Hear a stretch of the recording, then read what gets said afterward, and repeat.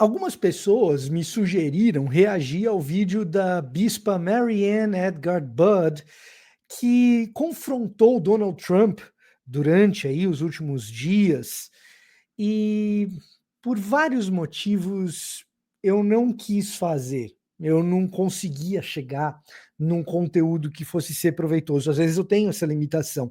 A sugestão de vocês é muito boa, mas eu não consigo fazer uma coisa que vai ser proveitosa. Então, a gente acaba enterrando a ideia, o que é uma pena, porque me dá trabalho.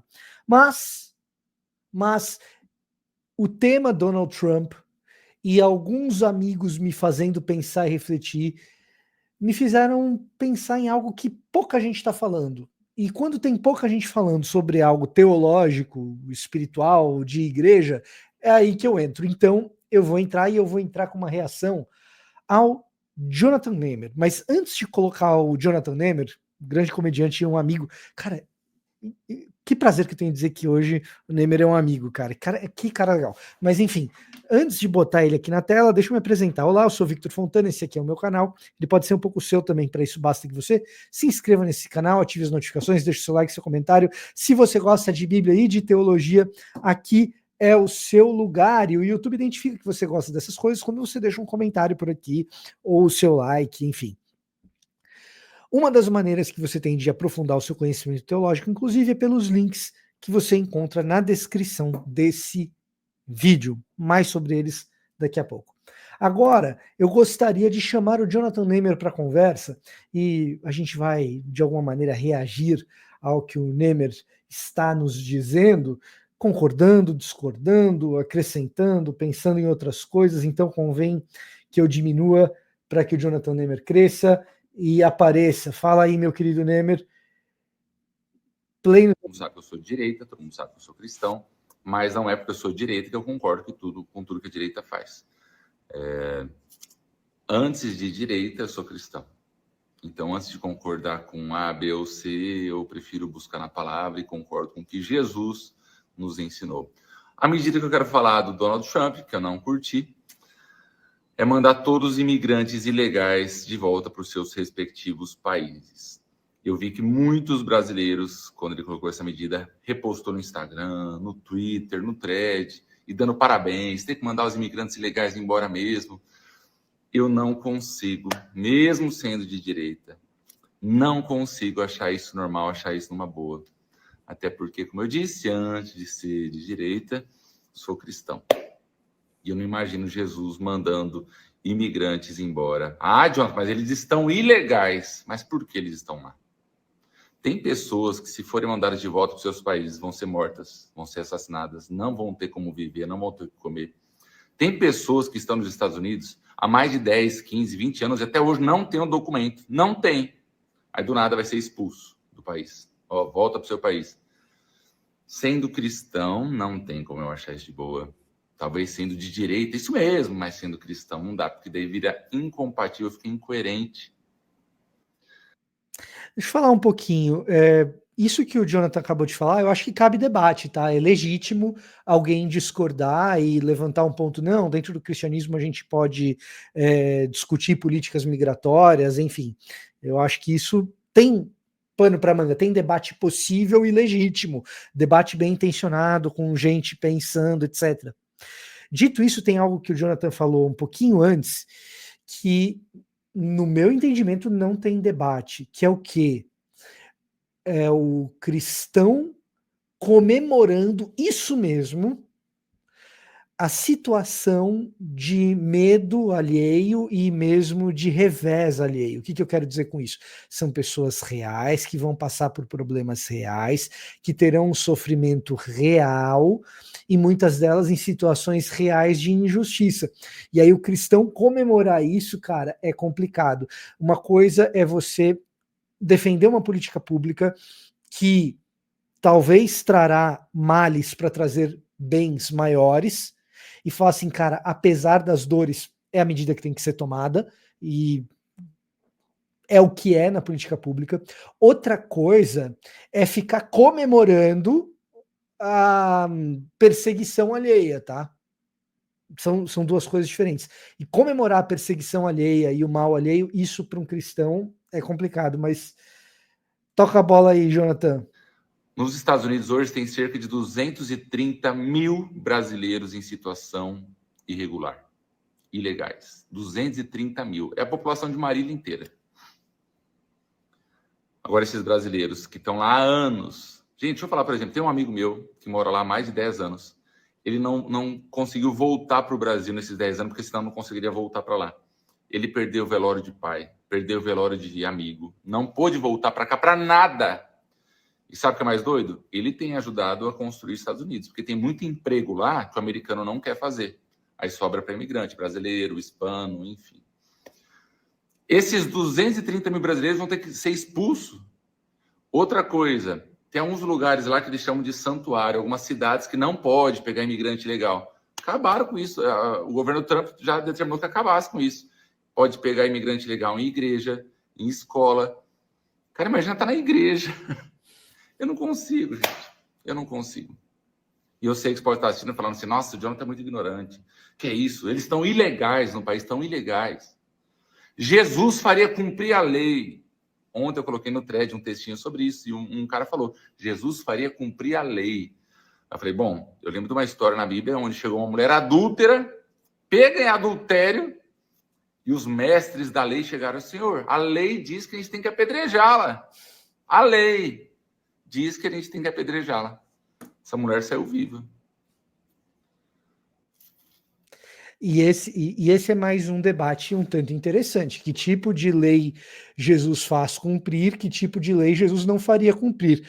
Na lei que Jesus diz que veio para cumprir, tanto em Deuteronômio quanto em Levítico, existe uma regra que é tratar bem os estrangeiros, porque vocês foram estrangeiros na terra do Egito, tá? Então, como que a gente concilia aí a lógica de Jesus com a lógica de uma lei atual?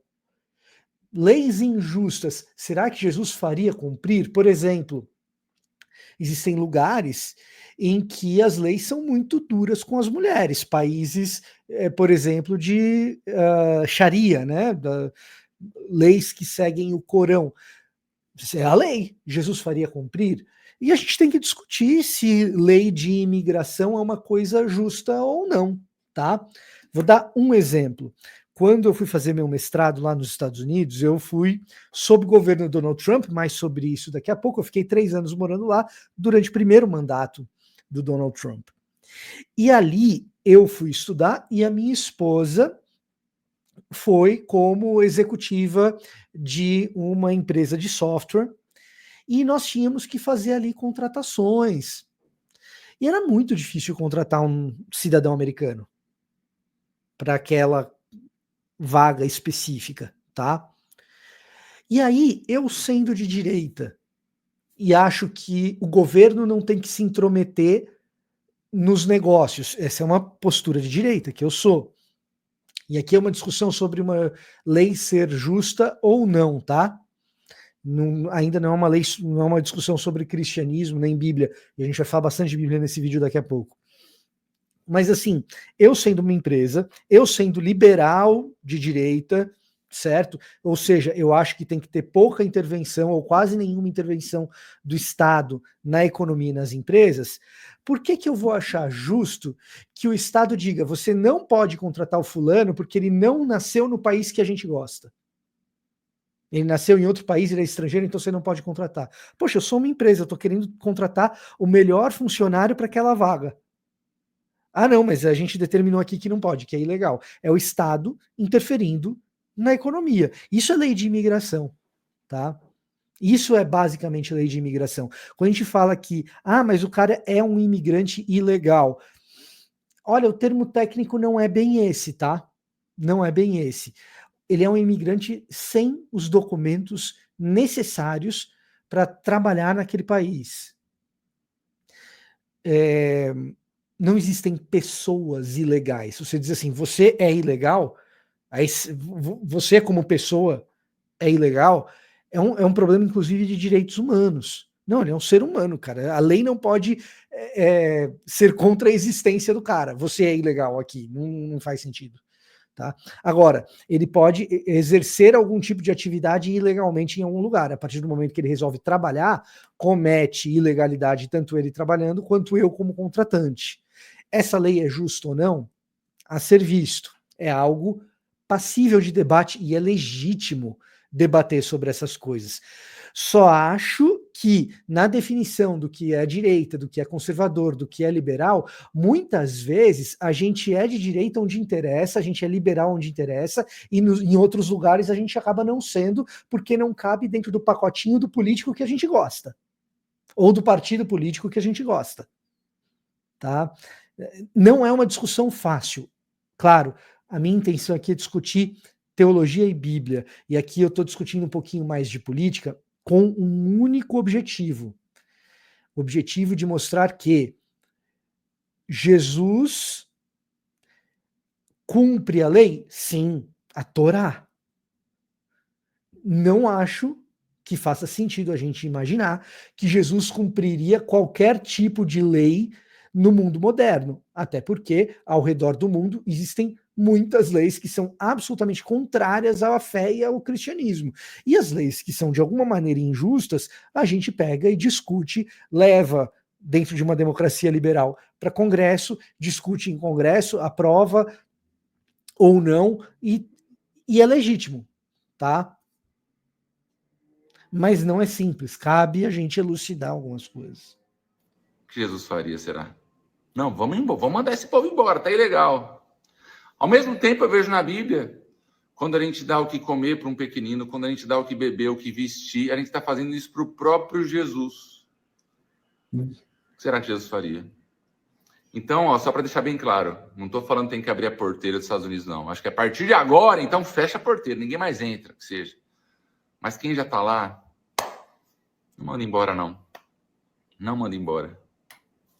Agora, mas tem gente que é criminosa. Daí manda embora. Aí criminoso, mano, não tô falando disso daí, não tô falando de gente de boa fé. Tô falando de gente íntegra, gente trabalhadora, a gente está construindo a vida. Vamos imaginar Brasil? Olha o tanto de haitiano que tem no Brasil, o tanto de venezuelano, o tanto de países vizinhos aqui, moradores que moram aqui agora. Vamos mandar o cara embora? A gente está trabalhando. E deixa eu te falar, muitas vezes trabalham melhor que brasileiro. Vamos mandar esse povo embora? Não. Eu já fui em vários restaurantes que eu fui muito bem atendido por gente de outro país aqui da região. Se é legal, não sei. Talvez não seja legalizados. Agora, mandar embora para miséria, voltar para Venezuela. Um cara que veio aqui, tipo, tá procurando socorro. Não dá, gente, não dá. Como cristão, não dá. Eu tenho a imagem de Jesus, um Jesus que acolhe. Vamos complicar um pouco mais ainda o caso do Jonathan? E imigrantes que entram no país procurando asilo político porque são cristãos perseguidos nos seus países originais. E aí, manda o cara de volta para o país onde existe perseguição de cristãos? Como que faz isso? Venezuelano nos Estados Unidos tem um monte. Vai voltar lá para o Maduro? Complicado. Um Jesus que abraça, um Jesus humano. Um Jesus que tem sensibilidade. Eu não consigo imaginar um Jesus falando, ó, tudo bem, mas você tá ilegal, você vai ter que ir embora pro seu país, você vai ter que voltar. Mas lá, Jesus, eu vou morrer lá. Jesus, eu não tenho o que comer lá, não tenho emprego. No meu país tem ditadura. Ah, não importa, eu sei, mas você vai ter que voltar para lá. Eu não imagino esse Jesus. E uma outra coisa que eu queria muito falar para vocês, não é porque a gente é de direita, não é porque você, de repente, é de esquerda, que você tem que concordar com tudo que o Lula fala. Não é porque a gente é de direita que a gente tem que concordar com tudo que Trump, com Bolsonaro, com sei lá. A gente não é refém. A gente não tem que concordar com tudo que nossos pais falam. Muitas vezes a gente não concorda com tudo que nossos líderes religiosos. Eu não concordo com tudo que meu pastor fala. Eu não concordo com tudo que o padre fala, entendeu? Por que com o nosso líder de política a gente tem que concordar com tudo? É só para seguir o script? Cara, a gente tem que ter uma vista justa. Não, isso daqui foi muito bom. Cara, contra a censura, muito bom. Acabar com a censura. Liberdade de expressão, muito bom. Agora, mandar imigrante legal embora, a gente está ali precisando. Gente que vai morrer se voltar país. Não dá. Não dá. E outra coisa que eu queria falar, gente, eu sei que tem gente que não vai gostar de mim, vai deixar de gostar de mim por causa desse vídeo aqui. E tá tudo bem. Mas eu sei também que eu vou conseguir abrir a cabeça de muitas pessoas. não é porque o líder político, o candidato, fala alguns versículos que ele tem vida com Deus, que ele é representante de Deus, que ele é o candidato de Jesus. Não é. Eu cresci na Assembleia de Deus, gente, e o que eu via de político em época de eleição, vereador e candidato a prefeito, ir lá no púlpito, coisa que eu já achava absurdo. O pastor dava o microfone para ir no púlpito e ele falava: feliz é a nação cujo Deus é o Senhor. Quando o justo governa, o povo se alegra. E o povo batia palma. Eu tinha ódio, porque na Assembleia de Deus nem batia palma. Para político vagabundo, a gente batia palma. Olha como é que é. Então, o candidato, não estou falando de só presidente, não estou falando de Trump, Bolsonaro, estou falando de todos, gente, que vai na igreja, época assim, que vira religioso. A gente não olha se a pessoa é cristã, transformada, convertida, porque ela fala versículo. Satanás citou as escrituras quando foi tentar Jesus. Satanás, o diabo citou a escritura. E tem muito diabo de terno e gravata se candidatando que cita a escritura também. Tem pessoas que deixam ser usadas por Deus. Deus, me use. E tem pessoas que usam Deus para benefício próprio. Como a gente vê se a pessoa é convertida, se a pessoa é transformada? Pelo fruto da vida da pessoa, pelo jeito de tratar o próximo, pelo vocabulário. Enfim, gente, é uma coisa que eu estava aqui entalado na garganta já tem 2 dias. Eu falei, eu vou gravar, preciso gravar. O nosso relacionamento com Deus, a nossa vida com Jesus, vem antes de qualquer outra coisa. Eu fui ver que tem vários estados norte-americanos que estão entrando com ação na Suprema Corte para impedir com que os imigrantes sejam mandados embora, os ilegais. Os criminosos, sim, de boa, concordo também. Vagabundo até do Brasil, pegar um venezuelano aqui roubando, vai embora para Venezuela. Mas se a pessoa trabalhadora, gente simples, está tentando sobreviver, 230 mil brasileiros ilegais, voltar para cá, convenhamos, voltar para cá, para o Brasil, deixa os caras lá. Eles conseguiram se livrar. Que fechem a fronteira a partir de agora. Mas quem está lá, que Deus tenha misericórdia, que Deus toque no coração do Trump, que Deus toque no pessoal do governo, que eles possam ter misericórdia. Não só dos brasileiros, mas dos argentinos, dos latinos, do pessoal da Ásia, que está tudo nos Estados Unidos, enfim. E que nós possamos ter essa humanidade, essa sensibilidade aqui com os nossos também. Quando você encontrar um haitiano aqui no Brasil, um venezuelano, um boliviano, um argentino, até argentino. Eu conheci um casal de argentino que fez mergulho comigo e com a Lívia, lá em Búzios, na lua de mel. Foram super queridos. Aí eu vou falar assim, tem documento? Não? Então vou ligar a polícia e tem que ir embora. Cara, enfim. Que Deus abençoe a todos e que antes de pensar em política, possamos pensar como Jesus pensaria, o que Jesus faria. Que nós possamos dar misericórdia para o próximo, que nós possamos dar nosso ombro, nosso abraço, nosso acolhimento, um prato de comida, um copo d'água, roupa não furada, roupa boa para o próximo. Porque quando a gente está fazendo isso, a gente está fazendo isso para o próprio Jesus. Deus abençoe a todos. Se você gostou, quiser compartilhar, é nóis. Beijo. Tá aí Jonathan Nemer fazendo, às vezes, de fado sensato. Qual o seu nome? Não, isso aqui não. Isso aqui eu não queria passar, poxa vida. Pode até ser engraçado, depois você assiste lá.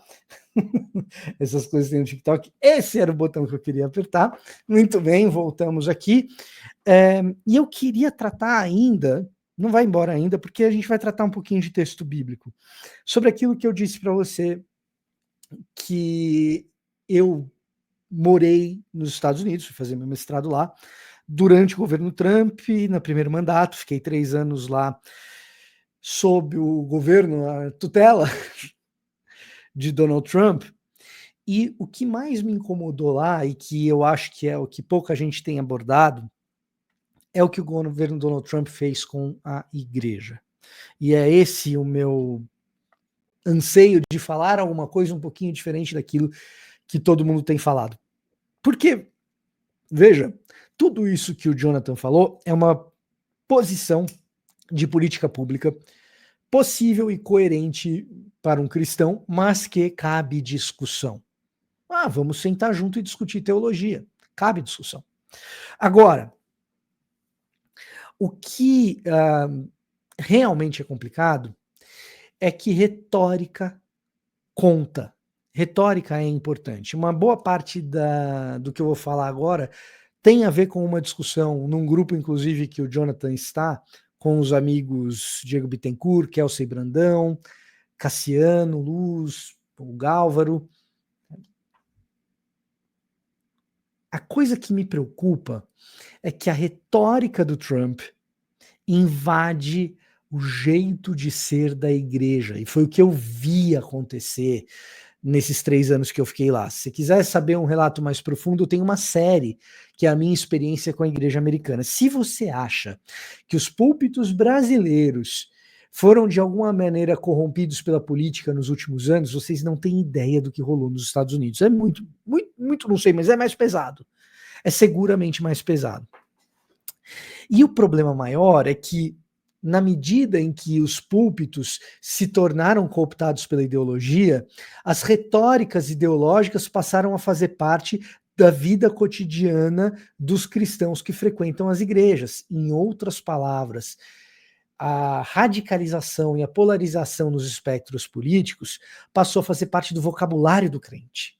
E isso é muito problemático, que eu vou mostrar por meio de exemplos para você entender o que eu estou falando. E é principalmente problemático do lado da direita e do lado do Trump. Por quê? Você vai me dizer assim, mas a ideologia de esquerda e os liberais estão matando a igreja. Que, cara, é um número muito pequenininho de igrejas que são liberais nos Estados Unidos e que têm uma ideologia ligada às teorias críticas dentro do ambiente de igreja eclesiástica nos Estados Unidos. É um número pequeno de comunidades. Agora, o grosso, a maioria esmagadora, são igrejas conservadoras de direita. Eu, a exemplo do Jonathan, chego nos Estados Unidos de direita e republicano, e desisto de ser republicano, porque o Partido Republicano vai mudando e adotando uma retórica de ódio que conta.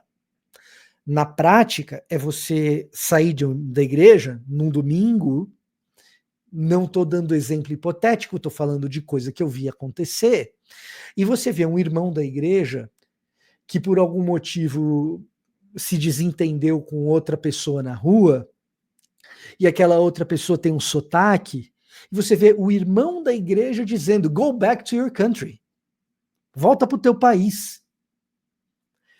De onde veio esse tipo de comportamento de um irmão da igreja? Não cabe uma coisa dessa. E é uma retórica que vem de cima para baixo, em que quando o cara vê a autoridade, e uma autoridade que está ganhando endosso no púlpito da igreja, o nosso candidato é o fulano se elege e fala daquele jeito contra o grupo de imigrantes, o crente no banco de igreja se sente autorizado a falar desse jeito. E aí, sabe o que acontece? A gente transformou uma igreja cujo principal mandamento é que ame a Deus com tudo que se tem, com tudo que se é, e ame o próximo como a si mesmo, se torne um grupo de pessoas que tem permissão para falar de maneira odiosa, tem permissão para maltratar as pessoas, porque nasceram em outro lugar. Isso não é uma coisa hipotética, isso é uma coisa que eu vi acontecer e é muito triste. Se tem algo que me deixa triste como teólogo, é ver uma igreja que é comissionada para amar, cuja lei é amar, o principal mandamento é amar. Jesus iria cumprir a lei. Pois é. A lei a qual nós somos submetidos como cristãos é a lei que diz que todos os mandamentos são oriundos de amar a Deus acima de todas as coisas e amar ao nosso próximo como a nós mesmos. Então, uma igreja que foi chamada para ser conhecida pelo amor, é o que diz Jesus, nisso serão conhecidos os meus discípulos, em que se amem uns aos outros, é essa igreja começar a se comportar como gente que odeia. E o pior, o texto bíblico ele mostra diversas vezes o mecanismo que o líder nacional usa para fazer com que a população passe a odiar. E primeiro, a população tem medo e depois ela odeia. Um exemplo disso, Êxodo capítulo 1. Em Êxodo capítulo 1, a gente é apresentado a um faraó que tinha se esquecido de quem era José. Ele nunca veio a saber o que José, o israelita, descendente de Israel, de Jacó, filho de Israel, tinha feito pelo Egito nas gerações passadas de faraós. Então ele olha para aqueles israelitas em território egípcio e odeia esses israelitas. Diz o texto bíblico que ele começa a convencer os seus compatriotas, os seus súditos, que o número dos israelitas é muito elevado, que os israelitas vão se unir aos inimigos, coisa que em nenhum momento há indício no texto ou na história de que os israelitas vão se unir aos inimigos do Egito para desbancar os egípcios. Mas ele começa a instigar medo nos egípcios. E por que ele faz isso? Porque parte do seu plano é matar os bebês israelitas, é matar os bebês hebreus. E você não consegue convencer um número elevado de pessoas comuns a se engajar num projeto de crueldade como esse, se você não colocar nas pessoas. Como que você vai convencer? Pensa no mundo moderno, tá? Gente que tem trabalhos normais, gente que trabalha no escritório, contador, gente que é porteiro, o motorista de Uber, o executivo, o advogado, gente com vidas normais, o cara que só cuida dos filhos em casa, a mulher que é professora, o pesquisador acadêmico, a mulher que é cientista, gente comum. Como que você consegue convencer essas pessoas a matar um monte de criança? Em qualquer ambiente, a reação vai ser de repulsa, exceto se você enxerga naquele grupo de crianças uma ameaça muito grande. Então o governante, nesse caso aqui o faraó, lá em Êxodo 1, vai instigar o medo na população para poder executar o seu plano de assassinar todos aqueles bebês. Você instiga medo, o medo vira ódio. Isso a gente vê no texto bíblico, isso a gente vê ao longo da história. Hannah Arendt, filósofa judia do século XX, dedica parte da sua carreira e da sua intelectualidade para tentar entender isso. O que faz gente comum na Alemanha apoiar o que fez o Partido Nacional Socialista de colocar gente em câmara de gás? E eu só estou chamando o partido por esse nome para evitar qualquer problema com algoritmos de YouTube, tá? O que faz uma pessoa comum, um cabeleireiro, uma maquiadora, apoiar, levar gente para a câmara de gás? Você tem que colocar medo nessas pessoas. O alemão tinha medo do judeu. E por que tinha medo do judeu? Por causa da retórica dos governantes, em especial da propaganda de Goebbels.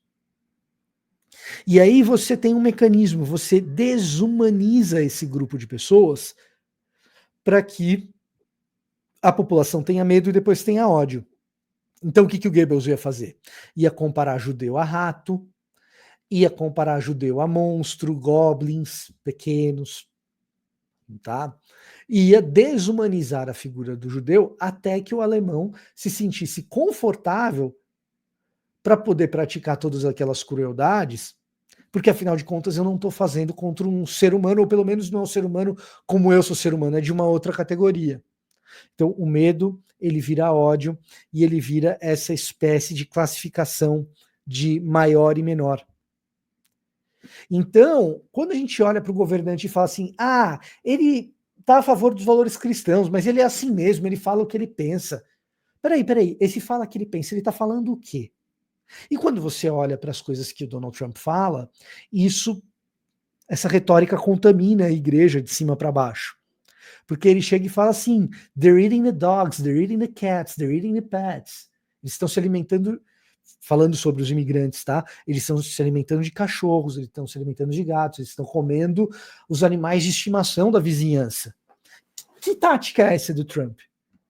De desumanização, cara. E aí, essa retórica que a gente às vezes passa pano, fala assim, não, é só o jeito dele de falar, porque ele é meio brutão.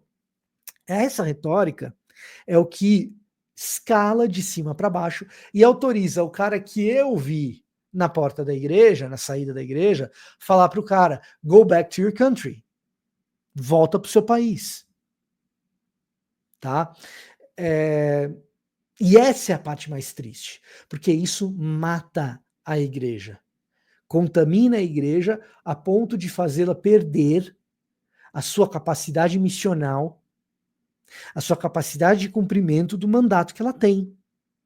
De, como o Jonathan falou, cuidar do pobre, do órfão, da viúva e do estrangeiro. Está lá na lei.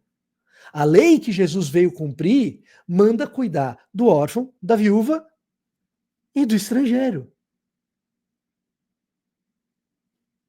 Então, a igreja deixa de cumprir o seu mandato. Como que eu vou chegar para esse cara, que eu não sei se ele era venezuelano, eu não sei se ele era boliviano, eu não sei se ele era de algum outro lugar da América Latina, mas como que eu vou chegar para esse cara e falar assim, olha, domingo que vem a gente tem culto, viu? Se você quiser vir, eu queria falar de Jesus para você. Quando o membro da igreja, saindo da igreja, acabou de falar para ele, go back to your country, volta para o teu país.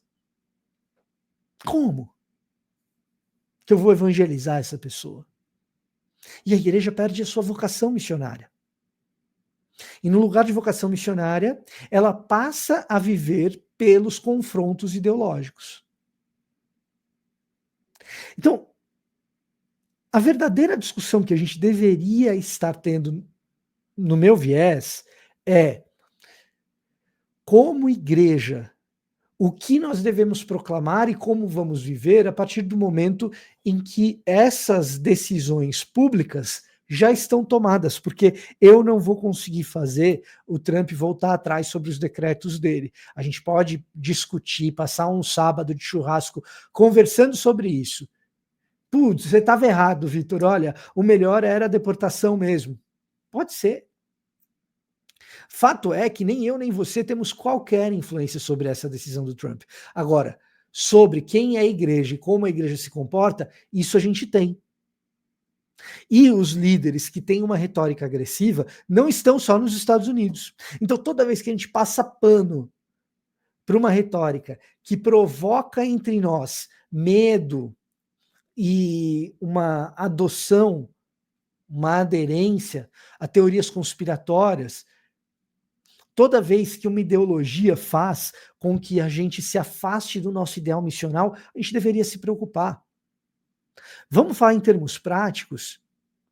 Você conhece gente que fala muito mais de política do que fala de Jesus? Crente velho de igreja. Que o Facebook dele, cara, é um entusiasmo para falar de política, mas nunca vi o cara falando de Jesus.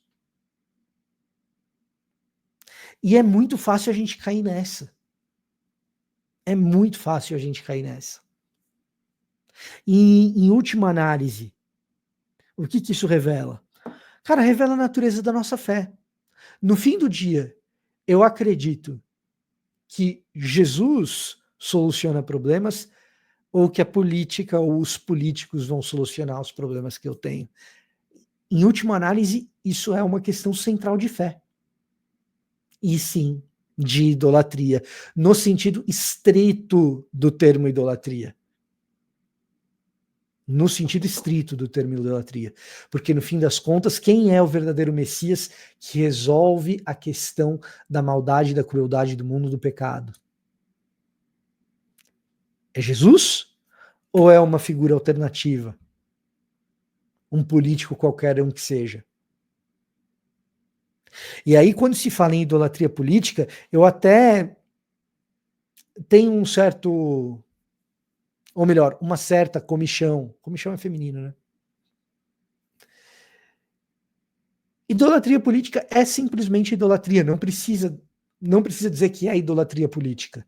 No Novo Testamento, você vai ter explicitamente idolatrias aos deuses dos outros povos, que são deuses gregos, romanos, tá? Você vai ter idolatria a Mamon, que é o do dinheiro, e você vai ter idolatria a figuras políticas, como adoração a César, no contexto do Novo Testamento. Agora, essas três são políticas. Então, no Novo Testamento, para o pessoal que fala assim, ah, não, banalizaram esse negócio de falar de idolatria, tudo é idolatria agora. Não, não, não. Todas as idolatrias do Novo Testamento são políticas. Porque você só vai no templo de Diana, você só vai no templo de Marte. Marte tinha mais Areópago do que qualquer outra coisa, né? Mas você só vai no templo desses deuses porque você quer uma vantagem política e econômica. Ah, a minha guilda de comerciantes adora a deusa tal, você tem que ir lá. É política pura, é polis. Aliás, é participação da vida da cidade e, portanto, polis e política. Esse é o funcionamento das cidades que se desenvolvem no âmbito da polis grega, das cidades-estado gregas, e que depois Roma domina com o seu império, mas que continuam sendo as grandes cidades e a mentalidade dessas grandes cidades no primeiro século.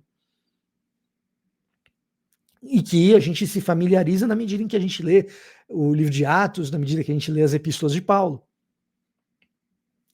Então, falar em idolatria, você nem precisa usar a palavra política. No Novo Testamento, toda idolatria é política por definição.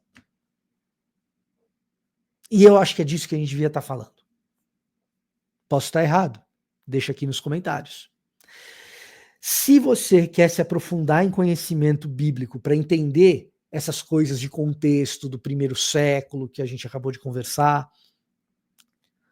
aqui na descrição tem um link para o meu roteiro de estudos bíblicos e teológicos. Livros como esse aqui do Nijay Gupta ou esse aqui do Pannenberg, vale a pena você comprar? Então, nesse meu roteiro, eu tenho as indicações de livros para que você leia na sequência, para que você preencha os requisitos para entender os próximos passos, degrau por degrau.